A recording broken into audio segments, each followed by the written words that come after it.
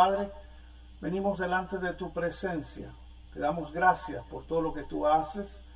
Queremos, Señor, en este estudio que podamos poder ver, Padre Santo, lo que tú dices en tu palabra. Así que, por favor, te pedimos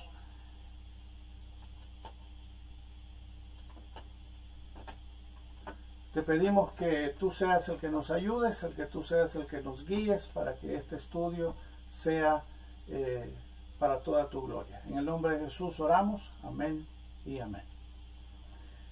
Quisiera saber si tenemos sonido, por favor. Esposa mía.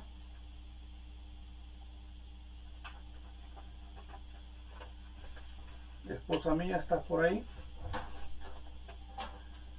Quiero saber si tenemos sonido. Ok, entonces bueno. Bueno, lo primero que quiero decirles es que en esta semana que pasó estuve hablando con alguien de California y me estaba comunicando que la misma familia de esa persona me estaba diciendo que le habían dicho que Jesucristo no es Dios, que Jesucristo no es más que un profeta y que es un profeta que Dios escogió después de que él hizo todo su ministerio. Y yo le explicaba a esta persona que la palabra está llena de lugares donde podemos ver la divinidad de nuestro Señor Jesucristo. Y precisamente eso es lo que quiero tocar un poquito el día de hoy. Uno de los versos que siempre me llama la atención es Juan, capítulo 1, usted lo conoce muy bien, que nos dice que en el principio era el Verbo, y el Verbo era con Dios, y el Verbo era Dios. Y el verso 14 del mismo capítulo también nos dice, y aquel Verbo fue hecho carne y habitó entre nosotros, y vimos su gloria, gloria como del unigénito del Padre, lleno de gracia y de verdad.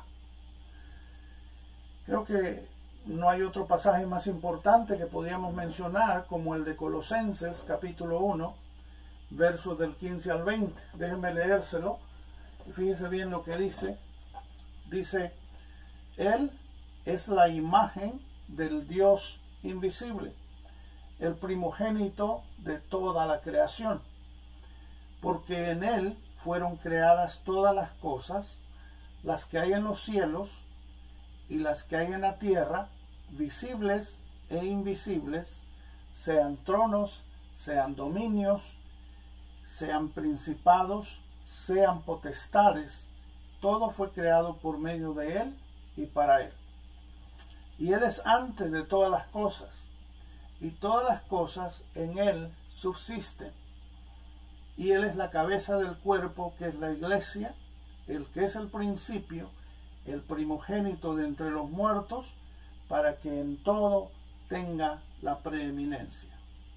Por cuanto agradó al Padre que en Él habitase toda plenitud, y por medio de Él reconciliar consigo todas las cosas, así las que están en la tierra como las que están en los cielos, haciendo la paz mediante la sangre de su cruz. Este es un pasaje que revela la persona más importante de todo el universo y de toda la historia. Por mucho que alguien le diga que Jesucristo no es Dios, la palabra misma nos asegura de que Dios es revelado, el Padre es revelado precisamente en el Hijo. Nos dice que prácticamente la verdad de que Dios le da a Cristo todo el poder, toda la autoridad en Mateo 28, y que de alguna manera podemos ver claramente que sobre Jesucristo vienen a caer todos los títulos que el Padre tiene, cuando sabemos claramente que en el Antiguo Testamento nos dice que nadie puede honrar a ningún otro Dios, porque solo hay un Dios, Jehová. Pero cuando vemos a Jesucristo podemos ver claramente que los títulos del Padre también los tiene Jesucristo. Podemos ver también todo el poder que el Señor puso, que Dios puso sobre su Hijo, y podemos ver muchas otras cosas. Y a través de este estudio quiero poner en claro eso algo que le quiero asegurar desde el principio es que Jesucristo es definitivamente Dios y que es divino. Algo que siempre encuentro cuando una persona no cree en Dios o no cree en Cristo más que todo como Dios, es que esta persona muchas veces no comprende el hecho de la Trinidad. Sabemos que la Trinidad no existe en la Biblia, la palabra no aparece en los libros de la Biblia, pero podemos ver claramente en muchas oportunidades que se habla del Padre, se habla del Hijo y se habla del Espíritu Santo. Ahora, yo no sé por qué algunos no pueden comprender esto. Yo sé que no es fácil comprender la Trinidad, no es fácil comprender que tenemos un Dios en tres personas. Sería difícil poder querer ni siquiera simbolizarlo, porque muchas veces se usa el agua como sólida, como agua líquida y como gaseosa, pero aún así no se compara para nada en lo que nuestro Dios es. Nuestro Dios es completamente algo que nosotros no podemos comprender al 100%.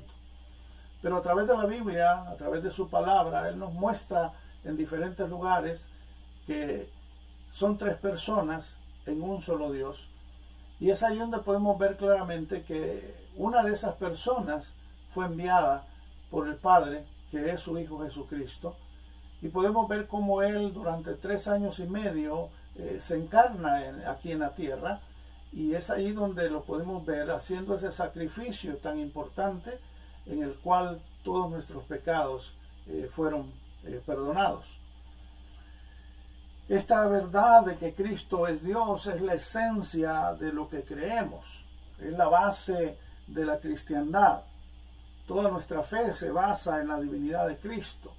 Y precisamente allí en Colosenses, donde leíamos en el capítulo 1, es donde Pablo, inspirado por el Espíritu Santo, porque creemos que toda la palabra, todos los libros de la Biblia son inspirados por el Espíritu Santo, podemos ver cómo el Señor inspira a Pablo para que revele una verdad de Jesucristo.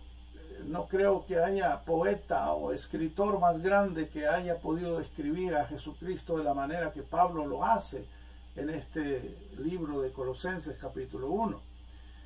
Varias personas aún han llamado la Biblia como el libro de Jesús, por muchas razones. Recordemos que si nos ponemos a analizar cada libro desde el principio, Génesis, Éxodo, Levítico, Número, y así vamos por todos los libros, vamos a encontrar que Jesús es una parte vital de la palabra de Dios. Que Jesús es alguien que aparece en todos los libros, aunque usted no lo crea. Primero vemos que en el Antiguo Testamento sería como la preparación para que Jesús venga a encarnarse, venga a morir por toda la humanidad. Luego podemos ver los evangelios. En los evangelios vemos la presentación de lo que Cristo hizo, el mensaje, las buenas nuevas de lo que el Señor hizo por toda la humanidad. Él vino, se encarnó, nació de la Virgen María y luego Él crece y da su vida, su sangre, su cuerpo por cada uno de nosotros, para que podamos ser perdonados, para que podamos reconciliarnos con nuestro Dios, para que podamos tener vida eterna, para que podamos, a pesar de ser pecadores, recibir esa justificación delante de Dios. La justificación es una declaración legal, podríamos llamarla así, de que somos justos delante del Padre, delante de Jehová. Y esto tiene que ver con la justificación de Cristo, no nuestra. No somos justos porque nosotros somos buenos o porque no o porque no pecamos. Somos justos gracias a que la justicia de Cristo fue puesta en nosotros a todo aquel que le reciba como Salvador. La palabra es clara cuando dice que a los que le recibieron, Él les dio potestad de ser hechos hijos de Dios. Y es por eso que nosotros sabemos que Él viene en los evangelios, Él presenta, los evangelios presentan podríamos llamarlo el trabajo, podríamos llamarlo el ministerio, podríamos llamarlo lo que Él hace para salvar a toda la humanidad. Usted conoce muy bien ese pasaje en Juan 3:16, donde nos dice que de tal manera amó Dios al mundo, que envió a su Hijo unigénito para que todo aquel que en él cree no se pierda, mas tenga vida eterna. Cristo no vino a salvar solamente a los de la iglesia, Cristo no vino solo a salvar a los cristianos, Cristo vino a salvarlos a todos, a toda la humanidad. La voluntad de Dios es que todo hombre se arrepienta, la voluntad de Dios es de que toda la humanidad lo reciba como Salvador y así poder salvarse, porque en realidad lo único que tenemos que hacer es recibirlo como nuestro Salvador, creer en Él, saber que lo que Él vino a hacer es algo verdadero, que es algo que de alguna manera nos da la salvación. De alguna manera Él con su muerte ha perdonado nuestros pecados. Así que los evangelios, siguiendo con el tema, son la presentación de Jesús en todo su ministerio, de lo que Él vino a hacer a la tierra. Cuando vemos el libro de los Hechos, prácticamente es la proclamación de las buenas nuevas, de la noticia que se está dando de que Jesucristo es el camino, de que Jesucristo es la verdad, que Jesucristo es la vida. Entonces ahí viene el mensaje de la salvación. Y cuando vemos las epístolas, epístola, usted sabe que epístola lo que significa es carta. Cuando vemos las cartas de los diferentes autores del Nuevo Testamento, como Pedro, Juan, Santiago, todos los apóstoles, todos ellos que escribieron cartas en el Nuevo Testamento, prácticamente estas vienen a ser como manuales, vienen a ser como direcciones para cada uno de nosotros. Es por eso que los pastores, los maestros, los líderes, enseñamos todo lo que está en la palabra, porque lo que Él ha dejado en su palabra es para que nosotros vengamos, primero le conozcamos, luego le creamos y que luego entonces apliquemos lo que Él nos ha dejado para hacer a través de las cartas de estos autores que nosotros vemos en el Nuevo Testamento. Así que el Apocalipsis, cuando llegamos ahí al Apocalipsis, nos muestra el poder de Cristo, nos muestra el poder y la soberanía de su trono. El libro de Apocalipsis presenta a Jesucristo como el Cordero inmolado. El libro de Apocalipsis presenta a Jesucristo como el único digno de poder venir y terminar con todo lo que sucede en la tierra, toda la maldad. Él es el único que tiene el poder de hacerlo, y por eso nosotros sabemos que el libro de Apocalipsis nos muestra la majestad, el reino, prácticamente nos está dando, diciendo que Jesucristo es el que va a tener la última palabra, y también nos asegura en cierta manera de que Dios sigue estando en control en todas las cosas que hacemos, en todas las cosas que oímos, todo lo que está sucediendo en el mundo. Dios no ha dejado el control, Dios sigue estando en control, y todas las cosas se están poniendo de una manera en la que va a venir el momento en que nuestro Señor Jesucristo va a venir por su iglesia, va a venir a recoger a todos aquellos que han creído en Él. En el libro de Hechos, capítulo 8:35, fíjense bien, cuando precisamente Felipe, usted sabe de Felipe, Felipe está hablando con el etíope, usted conoce muy bien la historia. En el verso 35 nos dice: entonces Felipe, abriendo su boca y comenzando desde esta escritura, le anunció el evangelio de Jesús. Cualquiera de nosotros que quisiéramos hablar de Jesús, lo primero que haríamos seríamos irnos a Mateo, irnos a Marcos, irnos a Lucas, irnos a Juan, podríamos hablar aún en Hechos, o podríamos hablar de Colosenses, de Romanos, de todos los libros del Nuevo Testamento. Pero cuando vemos a Felipe explicándole el evangelio de Jesús al etíope, la escritura que ellos estaban leyendo, de acuerdo a versículos anteriores, podemos darnos cuenta que ellos estaban leyendo Isaías 53:7. Si usted lee el libro de Hechos y mira ese capítulo 8, usted se va a dar cuenta de que ellos están leyendo, o al menos el etíope está leyendo Isaías capítulo 53. Y Felipe toma esa misma escritura y le anuncia el Evangelio de Jesús a través de esa misma escritura.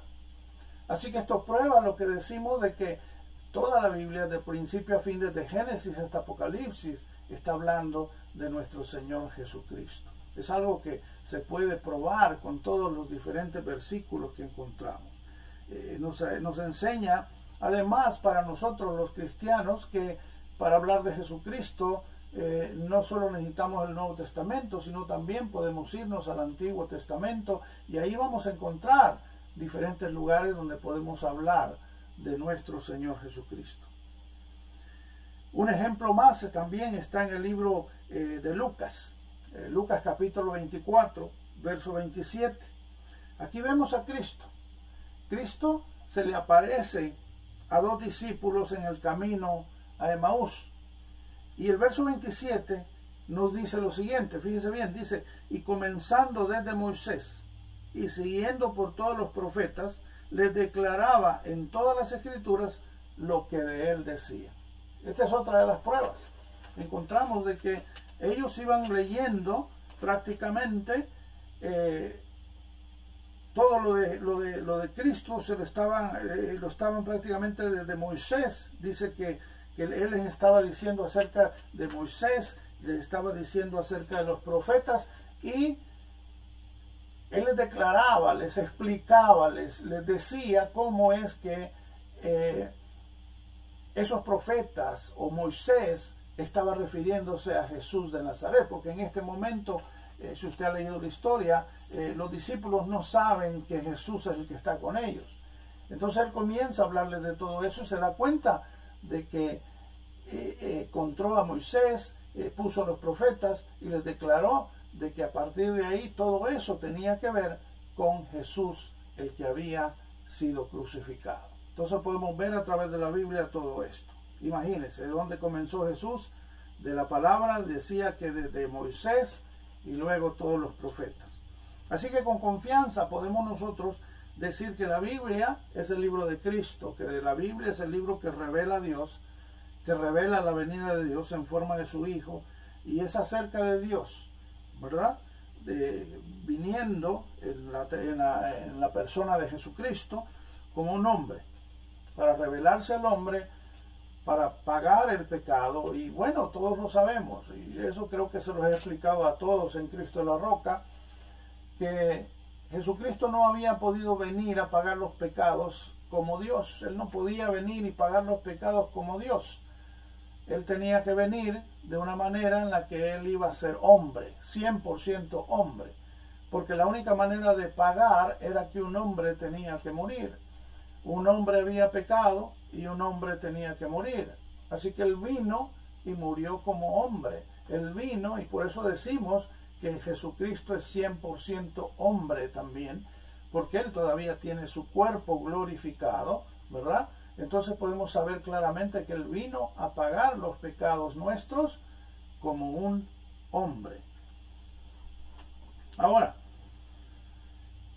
Colosenses, el capítulo que leíamos, capítulo 1, quiero hacer podríamos llamarle como una manera de ir por cada verso y poder ir viendo todas las cosas que Pablo se le revela a Pablo en este capítulo 1 de Colosenses, que son cosas que muchas veces las leemos y las leemos a lo largo, a como salga, y no nos damos cuenta muchas veces que hay mucha profundidad en las cosas que se dicen ahí en la palabra. Por ejemplo, fíjese bien, si hablamos de Jesucristo con relación a nuestro Dios, a Jehová, al Dios Todopoderoso, al Dios Omnipotente, al que ha creado los cielos, la tierra, al que ha creado todo, vamos a encontrar en el versículo 15, fíjese bien, versículo 15 nos dice, Él es la imagen del Dios invisible, el primogénito de toda la creación. Muchas veces nos centramos en el primogénito de toda la creación, pero en realidad tendríamos nosotros que darnos cuenta que cuando dice que Él es la imagen del Dios invisible. Todos sabemos que nadie ha visto a Dios. solamente el Hijo. La misma palabra lo dice. Nadie ha visto a Dios. Pero acá Pablo es inspirado por el Espíritu Santo y le dice a los colosenses que Cristo es la imagen del Dios que no se puede ver. Que Cristo es prácticamente la representación de Jehová, del Dios Todopoderoso, delante de nosotros. En otras palabras, nos está diciendo que Jesucristo presenta, es la imagen, es la manera que nosotros podemos ver a Dios a través de Jesucristo. Es la imagen, y lo dice claramente, del Dios invisible. Y fíjense bien, lo dice claramente. Esto nos indica, primero, que Jesús es Dios. No creo que Dios vaya a tomar un ser humano para decir que ese ser humano es su imagen. Cuando encontramos en Génesis, si usted lo recuerda, nos dice claramente que cuando se va a hacer al hombre, dice, hagamos al hombre a nuestra imagen y a nuestra semejanza, ¿verdad? Entonces, no puede ser que nosotros vengamos y digamos, oh no, Jesucristo fue un hombre y Dios lo hizo como imagen de él y por esa razón él es la imagen, como dice Pablo en capítulo 1 de Colosenses. No, es imposible.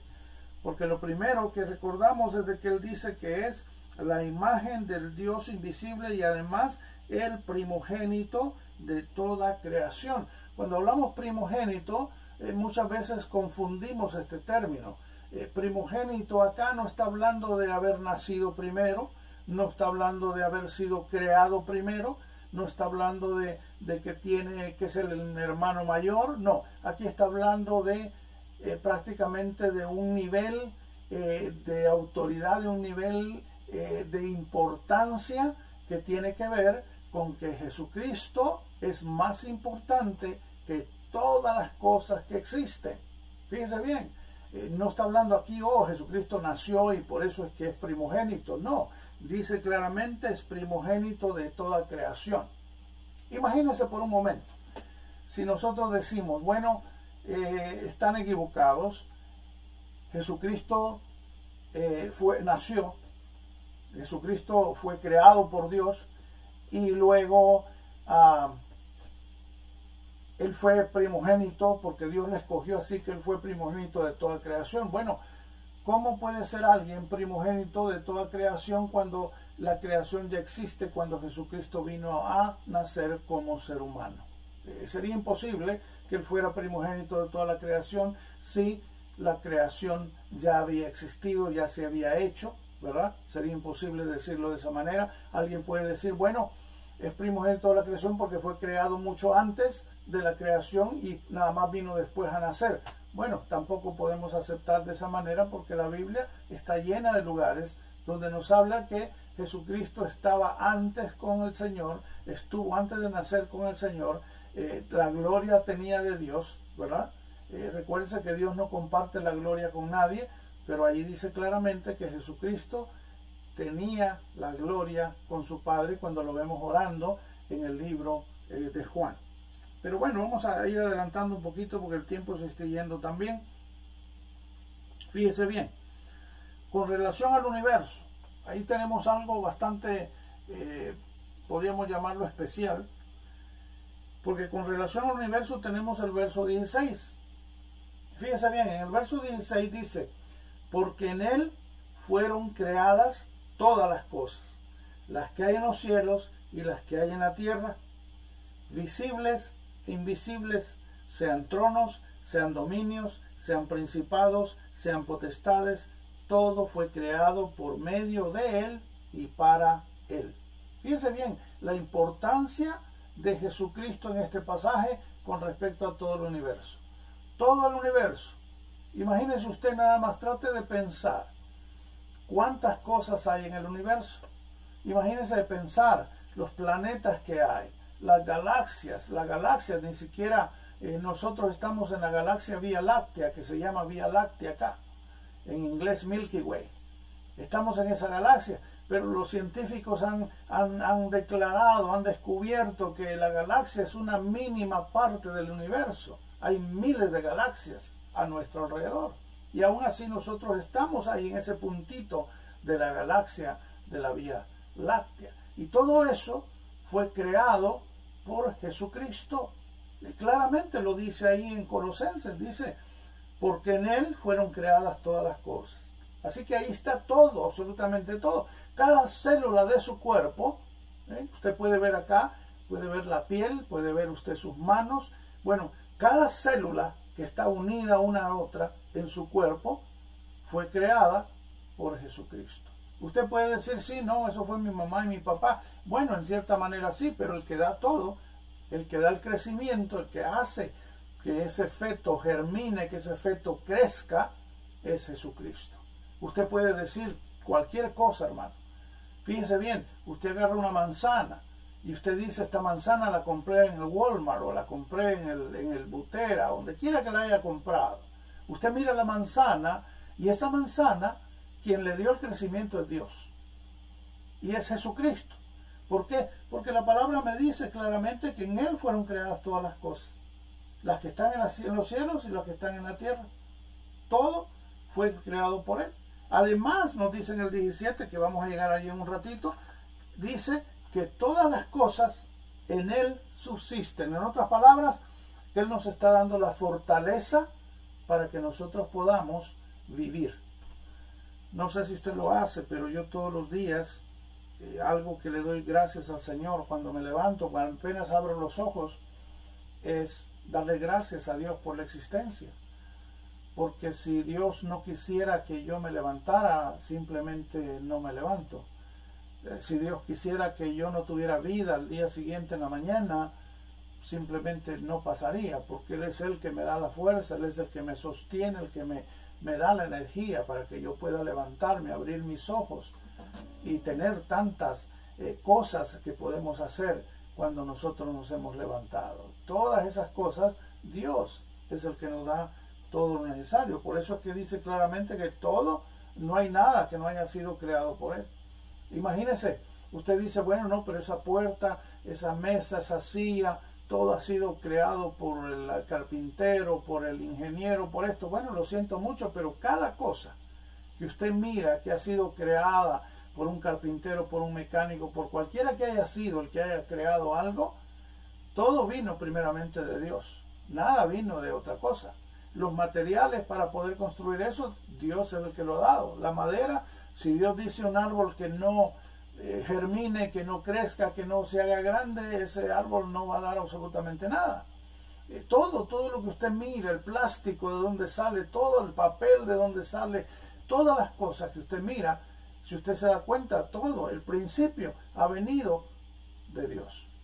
Porque Dios es el que hace crecer, Dios es el que hace que todo salga bien. Y si el hombre ha inventado algunas cosas, no son inventos porque el hombre es muy inteligente, no, simplemente Dios ha dado esa habilidad, ese talento para que hayan personas artesanas, para que hayan personas que tengan inventos, que comiencen a inventar la cámara, el internet, los celulares y todo lo que sucede en estos tiempos. Aún esas cosas, Dios ha tenido que ver en cada una de ellas. Entonces, Cristo es el que hace que todo subsiste, dice el 17. Él es antes de todas las cosas, fíjense bien, Él es antes de todas las cosas, ¿verdad? Y todas las cosas en Él subsisten, ¿verdad? En otras palabras, no hay nada que Dios, que Jesucristo no haya creado, y no hay nada que en Jesucristo siga estando bien, que siga viviendo, que siga existiendo por medio de nuestro Señor Jesucristo. O sea que eso es prácticamente lo que nos dice en el versículo 16, ¿verdad? Y como le digo, Él es primogénito de todas las cosas, no por nacimiento, sino primogénito de todas las cosas, porque en importancia no hay nadie más importante después de Dios el Padre que Jesucristo, ¿verdad? Y eso lo podemos ver a través de la palabra. No creo que nos alcance el tiempo para poder verlo todo en esta hora, pero más adelante vamos a poder encontrar un tiempo para poder seguir con este estudio. Ahora fíjense bien, en el verso 16 tenemos que ver algo que ya vimos nosotros un poquito acerca de que todas las cosas fueron creadas en Él. Pero tenemos también que tomar en cuenta que el verso 16 nos habla de muchas cosas que fueron creadas por Él. Y nos da detalles que no cualquier persona pueda tener. Son detalles especiales. Como por ejemplo, fíjense bien, dice que todas las cosas en Él fueron creadas. Las que están en los cielos. O sea que los ángeles, los espíritus, sean malos, sean buenos, todo ha sido creado por Él. Recuerden que Dios no creó malos espíritus, Dios no creó demonios. Dios creó buenos espíritus. Fueron los buenos espíritus los que vinieron y cayeron del estado donde estaban con el Señor, pecaron, se rebelaron, y esa es la razón que nacieron los demonios. Algunas personas quieren culpar a Dios diciendo que Él creó los demonios. No, Dios no creó los demonios. Dios creó buenos espíritus, Dios creó ángeles, Dios creó espíritus que le servían, que le honraban, que le amaban, pero cayeron en rebelión, cayeron en pecado. Satanás fue uno de los que influenció a muchos de los espíritus, y es por eso que se convirtieron en malos espíritus, es por eso que se convirtieron en demonios. Un día vamos a hablar un poco más de los ángeles y de los demonios, pero podemos ver claramente que todo lo de los cielos, Dios, Cristo, es el que lo tuvo que hacer, porque lo leímos claramente anteriormente, que en Jesucristo fueron creadas todas las cosas. Entonces quiere decir que todo lo del cielo, todo lo que existe en el cielo, lógicamente apartamos a Dios Padre y al Espíritu Santo, porque Jesucristo es parte de ese Dios, un solo Dios en tres personas, ¿verdad? Pero podemos darnos cuenta de que todo lo que está en el cielo, los querubines que vemos en Isaías, en Ezequiel, los querubines, que las criaturas o los cuatro seres vivientes que vemos en Apocalipsis, fueron creados precisamente en Jesucristo, ¿verdad? Podemos ver todo eso. Entonces, todo lo que está en los cielos, y luego también todo lo que está en la tierra. Imagínense que el más pequeño insecto que existe, bacteria, virus que existe, fue creada en Él. Ahora, yo no puedo asegurar que el Señor vino y comenzó a decir, bueno, voy a crear una bacteria de tuberculosis, voy a crear un virus de esto, voy a crear un virus del otro. Claro que sí. Cuando vemos el COVID, podemos decir claramente si Dios lo permitió, o Dios lo dejó, o Dios lo hizo de alguna manera, con el fin de que su plan se lleve a cabo. Lo podríamos decir de esa manera. Pero en la intención de Dios, usualmente Dios no tiene malos deseos para la humanidad. Pero lo que sí es que Dios permite a veces que algunas cosas se desarrollen para que nosotros aprendamos a depender de Él y que nosotros le busquemos como deberíamos de buscarle. Entonces podemos ver que todo, dice, visibles e invisibles. En otras palabras, cuando dice visibles e invisibles, quiere decir que todo lo que vemos, todo lo que podemos ver, todo lo que existe, que es tangible, que es material, que lo podemos ver, que podemos ver sus colores, que podemos ver sus formas de cómo son, todo lo que existe fue creado en Él y para Él. Además, también nos dice que todo lo invisible, se imagina tantas cosas que nosotros no podemos ver. Hay tantas cosas que no podemos ver. Los espíritus, las potestades, potestades de maldad, principados, todo lo que tiene que ver con cosas que no podemos ver espirituales. Ahora, muchas veces cuando hablamos de las cosas espirituales, muchas personas piensan que por lo que dice en Efesios capítulo 6, que nuestra lucha no es contra carne ni sangre, sino contra principados y potestades en las regiones celestes, muchos piensan que todos los espíritus son malos. No, hay principados buenos, hay potestades buenas, hay autoridades que Dios ha hecho, hay jerarquías que Dios ha hecho. Por eso vemos a los arcángeles, por eso vemos a los querubines, a los serafines, porque hay jerarquías, porque hay un sinfín de potestades que son, prácticamente podríamos decir que son fieles a Dios, que le sirven a Dios, que le sirven en todo lo que Dios les manda a hacer.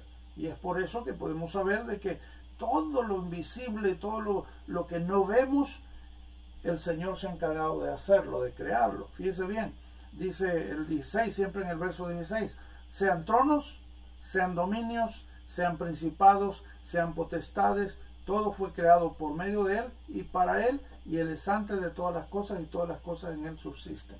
En otras palabras, absolutamente todo lo que usted se puede imaginar que existe ha sido en Jesucristo. Él es el que lo ha hecho. Ahora, ¿cómo podemos nosotros venir y decir Cristo no es Dios cuando todo ha sido creado en Él y para Él? Claramente la palabra nos enseña que el hombre es malo por naturaleza. Ahora, Cristo no es malo por naturaleza. Si Él fuera hombre, solamente hombre, y que dijera, no, este es solamente un profeta, entonces significaría que Él sería malo. Pero la palabra nos enseña que Él no pecó en nada. Que Él prácticamente vino, cumplió con el Señor y nos dio la oportunidad de ser perdonados. Y sí se encarnó como hombre, pero no porque Él quería llenarse de la maldad del hombre, sino que porque por medio de un hombre habían pecado, por medio de un hombre tenía que pagarse. Entonces no había ni otro modo, sino tenía que ser hombre. Pero Él demostró que aún como hombre, Él fue fiel a su Padre y fue fiel a Él mismo, siendo Él Dios también. Entonces podemos ver claramente que podemos presentar a Cristo sin ningún problema como Dios. Ahora fíjense bien otra cosa. En el verso 18. En el verso 18 nos dice, y Él es la cabeza del cuerpo que es la iglesia. El que es el principio, el primogénito de entre los muertos, para que en todo tenga la preeminencia. Bueno, este versículo nos da precisamente lo que estábamos diciendo en el principio, en el verso 15, cuando nos dice que Él es el primogénito de toda la creación. Vemos aquí en el 18 que Pablo está explicando claramente que aún Cristo es primogénito de los muertos. ¿Para qué? ¿Cuál es la razón? Lo dice claramente, nos dice para que en todo tenga la preeminencia. En otras palabras, para que en todo tenga la importancia. En otras palabras, podríamos decir, para que en todo Él sea el número uno. Para que en todo Él esté arriba de todas las cosas. Ahora, cuando yo les he explicado muchas veces acerca del primogénito entre los muertos, no significa que Él haya sido el primer muerto. Precisamente lo que le explicaba en el verso 15. Allí primogénito no es porque Él haya nacido primero, porque haya sido creado primero, sino que nos habla precisamente el 18 que Él es primogénito entre los muertos, y una de las razones es porque Él venció la muerte. Hace unas semanas estábamos hablando precisamente de los muertos, y el hermano Artemio creo que fue que me preguntó que cómo es que yo decía que el último enemigo que Cristo iba a vencer era la muerte, si Él ya había vencido la muerte en la cruz. Y yo le explicaba que eso era en forma general, en el sentido de que cuando ya sea el fin, Jesucristo va a hacer que resuciten todos aquellos que han recibido a Cristo como Salvador, y entonces por lo tanto la muerte va a quedar deshecha, porque después de eso ya no va a haber ni una muerte, ya no va a haber nadie que muera después que el Señor ya venga y completamente pase todo lo que tiene que pasar, y se abren los libros al final, en el juicio final, en el trono blanco. Ya no se va a poder venir y poder hacer a alguien decir, hey, se va a morir o se va a morir esta persona. No, porque la muerte completamente va a ser vencida por nuestro Señor Jesucristo. Por eso, 1 Corintios capítulo 15, donde nos dice que el postrer enemigo de Jesucristo, o sea, el postrer significa el último, el final, el último es la muerte. Entonces, cuando venimos y decimos que Él es el primogénito de los muertos, estamos diciendo que Él es el primero que resucitó, pero no resucitó para morirse. La palabra, en la Biblia encontramos varias resurrecciones. No tenemos tiempo para ver todo eso, pero ya lo hemos visto. Pero hay varias resurrecciones en la Biblia. Pero la diferencia con Jesucristo es que todas esas resurrecciones que vimos en el Antiguo Testamento, aún en el Nuevo Testamento, son resurrecciones que estas personas resucitaron, pero volvieron a morir. Lázaro resucitó, pero volvió a morir. Así que, de alguna manera, nosotros podemos saber que Jesucristo resucitó, pero no para morir. Jesucristo tiene un cuerpo glorificado que no muere nunca más, que nadie le puede hacer daño. Un cuerpo, y estamos hablando de un cuerpo humano, porque Él tiene la carne glorificada, igual que la nuestra. Tiene de alguna manera ese cuerpo que es indestructible, que no va a pasar nada con él. No importa si usted le pone una bomba, no va a pasar nada con él. Y es exactamente lo que va a pasar con nosotros. En un momento dado, en un abrir y cerrar de ojos, dice Pablo en 1 Tesalonicenses capítulo 4, que nosotros vamos a ser transformados a un cuerpo incorruptible. Cuando dice incorruptible, estamos hablando precisamente de un cuerpo completamente indestructible. Eso es lo que nos está diciendo. Entonces, por eso podemos ver nosotros que Jesucristo es primogénito de toda la creación por preeminencia, por importancia, por lo que Él es, que es Dios.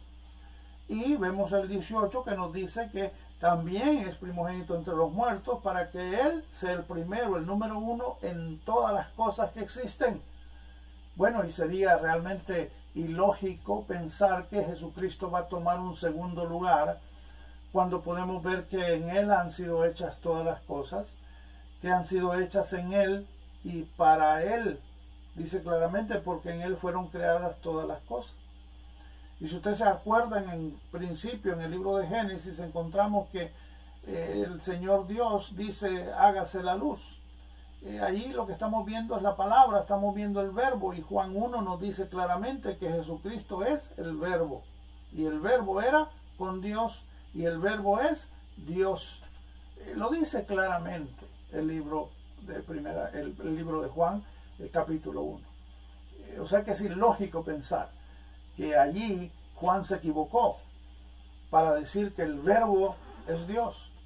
Y sabemos que el verbo es Dios y sabemos que el verbo también del que está hablando Juan en capítulo 1 se refiere a Jesucristo. Una de las razones es porque en el verso 14 nos dice que precisamente ellos vieron a Jesucristo tomar carne o se reencarnó, que habitó entre ellos. Entonces sabemos claramente que cuando Juan dice en el principio que Jesucristo, o que dice que el verbo es Dios, está hablando de nuestro Señor Jesucristo. Amén. Y bueno, con relación a todo lo que quede fuera, ya mencionamos todo el universo. Mencionamos primogénito de los muertos, primogénito de toda creación. Pero por si digamos, no sé, creo Dios por medio de Pablo trata de darnos completo todo, y nos dice en el verso 19, dice, por cuanto agradó al Padre que en Él habitase toda plenitud. Fíjese bien todo esto. Por cuanto agradó al Padre que en Él habitase toda plenitud. En otras palabras, que lo completo, todo, absolutamente todo lo que puede existir, todo lo que se puede imaginar, todo lo que haya quedado fuera después de que hablamos del universo, de lo que está en los cielos, en la tierra, debajo de las aguas, donde quiera que usted pueda imaginarse. A Dios Padre le agradó que en Jesucristo existiera toda la plenitud, que habitase en Él toda la plenitud. Fíjense bien, este es Jesucristo. ¿Usted cree que esto lo pudiera hacer un ser humano cualquiera? No lo creo. La palabra es clara, el ser humano es pecador. Ningún ser humano podía llegar a la estatura de lo que Jesucristo hizo, de lo que Jesucristo vino a hacer en ese ministerio de 3 años y medio. Aquí, bueno, y no podríamos llamarlo no solo los 3 años y medio, sino también los 33 años, porque en toda su vida, desde pequeño, él honró al Señor y no pecó absolutamente en nada. Entonces, podemos darnos cuenta de que Jesucristo definitivamente es Dios. Y esto es solamente al principio. Por tiempo no podemos tocarlo todo, pero vamos a seguir con este estudio. Pero a lo que me refiero de que de alguna manera, solo con este versículo podemos darnos cuenta que Jesucristo es Dios. Fíjese bien, siguiendo con el 20. Nos dice el 20. Y por medio de él reconciliar consigo todas las cosas, así las que están en la tierra como las que están en los cielos, haciendo la paz mediante la sangre de su cruz. Fíjese bien, nos dice claramente que por medio de Jesucristo a Dios le agradó, porque recuerda que estamos hablando todavía, por cuanto agradó al Padre que con él habitase toda plenitud, y por medio de él reconciliar consigo, con él mismo, todas las cosas, así las que están en la tierra como las que están en los cielos, haciendo la paz mediante la sangre de su cruz. En otras palabras, que por medio de la sangre de Cristo es que nosotros hemos podido obtener la paz con Dios. La palabra nos enseña claramente, nosotros éramos pecadores. Cristo nos dio la oportunidad de recibirlo a Él como Salvador. Y luego, Él muere en la cruz por nosotros, paga nuestros pecados, y no solo paga nuestros pecados, sino que pone lo que justo que Él es, pone su justicia en cada uno de nosotros. Y es allí donde nosotros, ahora sí, ya podemos tener paz para con Dios. No sé si usted se ha fijado en uno de los libros, los primeros evangelios, creo que es Lucas, no estoy muy seguro, pero es Lucas donde los ángeles dicen, bueno, los ángeles no cantan, no sé si usted lo sabe, pero los ángeles no se encuentran cantando en ningún lugar en la Biblia, no lo vemos cantando. Usualmente los ángeles dicen, ¿verdad? Se escucha que los ángeles dicen, pero nunca hemos oído que un ángel esté cantando, ¿no? O que lo diga la Biblia literalmente, no. Pero podemos ver ahí en Lucas, para no salirnos del tema, podemos ver ahí en Lucas que nos dice paz a los hombres de buena voluntad. Y bueno, muchas veces esto se espiritualiza tanto que en ese momento estamos hablando de Navidad y usted va a oír cantos que dicen paz y buena voluntad a los hombres y paz y buena voluntad a los hombres. Pero el significado profundo de esto no es Navidad, no es alegrémonos porque es día de Navidad, no. El significado de esto es porque el hombre pecador, después de haber recibido a Cristo, es limpiado, es justificado, y entonces ya hay paz para con nuestro Dios. Somos reconciliados con nuestro Dios. Por eso cada vez que usted oiga una canción de Navidad que dice paz a los hombres de buena voluntad, piense que eso no es alegría porque nació el niño, no. Es alegría porque ese niño que nació en ese tiempo, que usted sabe que no fue ni en diciembre, pero ese niño que nació es el único que podía traer paz entre nosotros y nuestro Dios. Y estamos hablando de nuestro Señor Jesucristo. Él es el que nos dio esa paz. Por eso es que nos dice ahí en el capítulo 20, versículo 20 del capítulo 1 de Colosenses, nos dice, haciendo la paz mediante la sangre de su cruz. Por si nos falta algo que se nos haya olvidado, los versos anteriores, si usted lo escuchó ahí en el verso 19, nos dice que en él habita toda la plenitud de Dios. En él habita toda plenitud. ¿Por qué decimos de Dios? ¿Por qué digo yo de Dios? ¿Por qué me atrevo a decir de Dios? Bueno, porque cuando hablamos de plenitud, el único que tiene plenitud en realidad es Dios. No hay nadie más que tenga plenitud completa. No, solamente Dios. Entonces cuando decimos de que en él habitase toda plenitud, se refiere que en él habita todo lo completo. No hay absolutamente nada que le falte. Ahí está todo. Es como cuando la palabra nos dice que nosotros, que Dios quiere que nosotros vivamos con toda la plenitud, porque quiere que vivamos completamente con Dios. Ahora, nosotros que hemos recibido a Jesús como Salvador, necesitamos tener cuidado con esas doctrinas que hay en estos tiempos, en los que le dicen a alguien que Jesucristo no es Dios, sino que fue un hombre nada más. Y muchas de las razones por las que esto sucede es porque algunos toman la lógica y dicen, bueno, si Jesucristo es Dios, ¿cómo es que Él se estaba orando a sí mismo? ¿O cómo es que Él pasaba tiempo con su Padre si Él mismo era Dios?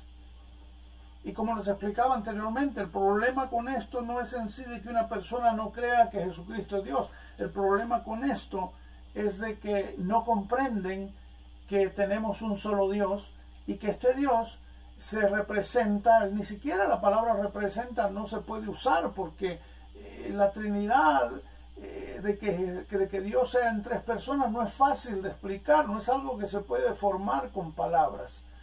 Pero debemos de comprender que el Padre, el Hijo y el Espíritu Santo es uno solo. Es uno solo.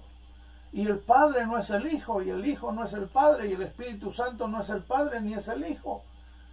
Pero todos son uno. Yo sé que en este momento le puede dar dolor de cabeza por estar oyendo todo esto, pero en realidad es difícil para algunas personas poder comprenderlo. Y aún para otras también, aunque lo creamos, no significa que lo hemos comprendido del todo. Dios no es alguien que se pueda comprender del todo.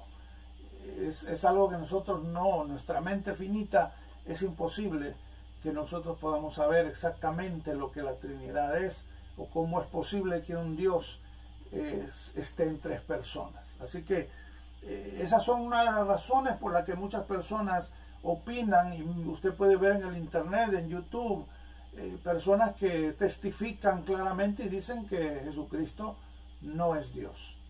Pero la noticia que les tengo es que la Biblia habla en muchos lugares acerca de Dios, de que Jesucristo es Dios. Y hemos visto mayores lugares donde nos habla de esto, y Colosenses fue uno de ellos, y no quiero que se pierda Colosenses porque a medida que vamos con el estudio, si no lo termino hoy, lo terminamos otro día, pero a medida que vamos con el estudio, Colosenses es uno de los capítulos que más vamos a estar viendo, que más nos va a apoyar en todo esto, y vamos a ver también el capítulo 2 también de Colosenses, y vamos a leer el verso 8 al 10. Vamos a ver el verso 8 al 10. Fíjense bien. Aquí nos dice: mirad que nadie os engañe por medio de filosofías y huecas sutilezas, según las tradiciones de los hombres, conforme a los rudimentos del mundo y no según Cristo. Porque en él habita corporalmente toda la plenitud de la deidad. Fíjense bien. Nos dice que en él habita, fíjense bien, dice corporalmente. ¿Sabe por qué dice corporalmente? Porque corporalmente significa que en su cuerpo, corporalmente en su cuerpo, porque en él habita corporalmente toda la plenitud de la deidad. No sé si usted lo sabe, pero deidad significa divinidad. Deidad significa que Dios habita corporalmente en Jesucristo, que Cristo prácticamente es Dios, que en él habita la plenitud de toda la deidad. No sé si usted se ha dado cuenta, hay veces que yo en la iglesia, cuando estoy predicando o estoy enseñando algún estudio, yo le aseguro esto, no se lo aseguro simplemente porque lo creo yo nada más, sino que se lo aseguro porque en la Biblia podemos encontrar mucha prueba de esto. Y yo le digo algo, yo le digo que si usted ha recibido a Cristo como su Salvador, que entonces usted no solo tiene a Cristo como su Salvador, sino que también tiene al Espíritu Santo y tiene al Padre. Y todo esto se puede probar por medio de la Biblia. No tengo las citas en este momento, pero mire, fíjese bien, una de las cosas que nosotros sabemos, cuando nosotros recibimos a Cristo, la palabra es clara, en uno de los evangelios nos dice claramente que si nosotros amamos a Cristo, amamos a Dios el Padre, amamos el Espíritu Santo, de alguna manera ellos van a venir, o podríamos llamar Dios, viene y habita en nosotros. Además, nosotros también sabemos que hemos recibido el Espíritu de Dios. Fíjese bien, nosotros hablamos y decimos el Espíritu Santo. Casi siempre decimos el Espíritu Santo, pero ¿quién es este Espíritu Santo? El Espíritu Santo es el Espíritu de Dios. En otras palabras, que usted tiene, la Biblia nos enseña claramente que el único que sabe todos los secretos de Dios es el Espíritu Santo. Ahí lo dice claramente. Entonces quiere decir que usted tiene ese Espíritu en usted, el Espíritu de Dios.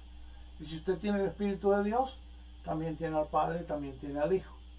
Y uno de los citas que se me viene a la mente es en el momento cuando, no me recuerdo quién es el que le pregunta, creo que, ¿quién fue ese? Felipe, ya se me olvidó el apóstol que le pregunta, enséñanos al Padre, no me recuerdo. Pero recuerda que le dice, enséñanos al Padre, y Jesucristo le dice, tanto tiempo estoy con ustedes y todavía no me has conocido. En otras palabras, ahora todo este tiempo que estuve con ustedes, desde que los escogí, desde que los tomé, desde que ustedes han estado conmigo, fue Felipe precisamente, y es ahí donde nosotros podemos ver que Jesucristo le está diciendo que ahí donde él estaba, ahí estaba el Padre, que ahí estaba el Espíritu Santo, que ahí estaba Dios. Ahí claramente le está diciendo, yo y el Padre, uno somos. ¿Quién se va a atrever a decir, un ser humano, yo y el Padre, uno somos? Ahí está diciendo claramente, yo soy Dios. Hay gente que dice, Cristo no dijo claramente yo soy Dios, y tienen razón en cierto sentido, pero cuando vemos ese pasaje, cuando Felipe le pregunta, podemos ver que dice, el Padre y yo, uno somos. En otras palabras, está diciendo Dios y yo somos uno. En otras palabras, está diciendo yo soy Dios. Así que Jesucristo es Dios. Y bueno, cuando vemos acá en Colosenses capítulo 2, encontramos que Pablo está hablando de Jesús y dice que en él habita toda la plenitud de la deidad. Podríamos parafrasearlo y decir, en él habita todo Dios. Eso es lo que está diciendo, en él habita todo Dios, ¿verdad? Y nos habla también en el verso 10, y vosotros estáis completos en él, que es la cabeza de todo principado de potestad. En otras palabras, estamos completos, estamos perfectos en él, porque él es la cabeza de todo principado y potestad, ¿verdad? Pablo también le dice a Tito, en Tito capítulo 2, versos del 13 al 14, fíjense bien, el 13 dice, aguardando la esperanza bienaventurada y la manifestación gloriosa de nuestro gran Dios y Salvador Jesucristo. Fíjense bien, no sé si usted lo mira claro, pero ahí dice claramente que se está esperando la manifestación gloriosa de su gran Dios y Salvador. ¿Quién es ese gran Dios y Salvador? Jesucristo. O sea que Pablo le dice a Tito claramente, hey, estamos esperando la gloriosa venida de nuestro gran Dios, y que es también nuestro Salvador. ¿Quién? Jesucristo. Se lo dice claro. ¿Qué está diciendo ahí? Que el Dios de Pablo es Cristo. Lo dice claro. Y además de ser su Dios, es también su Salvador. Entonces podemos ver claramente que ahí dice que es Dios. Si nos damos cuenta en ese pasaje, Pablo le dice a Tito, estamos esperando a Dios. Estamos esperando a Jesucristo. Él es nuestro Dios. Él es nuestro Salvador. Cuando encontramos la palabra griega epifanián, está escrita en singular, esto significa que cuando dice nuestro gran Dios y Salvador Jesucristo, está hablando de una sola persona. Algunos han dicho que en este pasaje Pablo está diciendo que se está esperando la manifestación de Dios Padre y también se está esperando la manifestación de Salvador Jesucristo. Pero cuando vemos el original, nos está diciendo de una sola persona, que una sola persona es Dios y una sola persona es Salvadora. Entonces está hablando de que Jesucristo es Dios y es Salvador. Tenemos otro verso también, segunda de Pedro. Le estoy quitando un poquito más de tiempo, pero bueno, me voy a pasar un poquito porque comencé tarde por las dificultades técnicas. No sé si están de acuerdo que les dé un poquito más de tiempo. Ahí pongan en Facebook y mi esposa está pendiente de eso para que usted me dice, hey, si está bien, otros 5 minutos. Bueno, les decía, segunda de Pedro, capítulo 1:1. Dice: Simón Pedro, siervo y apóstol de Jesucristo, a los que habéis alcanzado por la justicia de nuestro Dios y Salvador Jesucristo. Una fe igualmente preciosa que la nuestra. Fíjense bien, otra vez. Aquí no es Pablo, aquí es Pedro el que nos dice que hemos alcanzado la justicia ¿de quién? De nuestro Dios y Salvador Jesucristo. ¿Cuál es el título que le ponen a Jesucristo? Dios y Salvador. No hace diferencia Pedro. Pablo tampoco hace diferencia. Dios y Salvador. En otras palabras, llama a Jesucristo Dios y Salvador. Tanto Pablo como Pedro nos enseñan que además Jesús de ser nuestro Salvador, también es nuestro Dios. Vamos a ver otro versículo. Vamos a ver Juan, capítulo 8, verso 58. Aquí en este versículo es Jesús el que está hablando y Jesús le dice: de cierto os digo, antes que Abraham fuese, yo soy. Aquí vemos a nuestro mismo Señor Jesucristo diciendo primero que Él es o existe antes de Abraham, y luego usa el mismo término usado por Dios cuando dijo enfrente de Moisés. Moisés, se recuerda, Moisés le pregunta que cuando iba a ir con los israelitas cuál era el nombre del Dios, y entonces Dios le dice: yo soy, o le dice soy, que precisamente en griego se dice eigo eimi, yo soy. En este pasaje podemos ver que si Jesús dice que fue antes que Abraham, significa que Él existe antes de Abraham. Esto hace Jesús de una edad de más de 2000 años. Otra cosa que hace Jesús Dios es el hecho que dice que yo soy, que en realidad al traducirlo literalmente se diría en español yo existo, porque usted sabe que Dios no tiene ni principio ni tiene fin. Por lo tanto, cuando dice yo soy, prácticamente el español lo traduce de esta manera, yo soy. Pero creo que la mejor manera de poder traducirlo sería yo existo. En otras palabras, Dios no tiene tiempo, ni pasado, ni presente, ni futuro, sino Él existe, Él está en todo momento, en todo lugar. Él no está limitado con el tiempo, Él no está limitado con el espacio, Él no está limitado con la materia. Entonces, por lo tanto, cuando Él dice eigo eimi, significa yo existo. Eso es lo que está diciendo prácticamente. Y los israelitas, cuando escucharon esto, cuando los judíos escuchan esto, ellos no se fijan mucho en el hecho de decir que él era más viejo que Abraham. No, ellos se fijan en el momento que él dice eigo eimi, yo existo. Ahí es donde ellos se fijan, y por eso si usted mira la reacción, después sigue leyendo en el capítulo 8 y 9 de Juan, usted se va a dar cuenta que lo querían apedrear. Y la razón es esa, porque él estaba usando un término que se había usado en el Antiguo Testamento, que Dios usó con Moisés.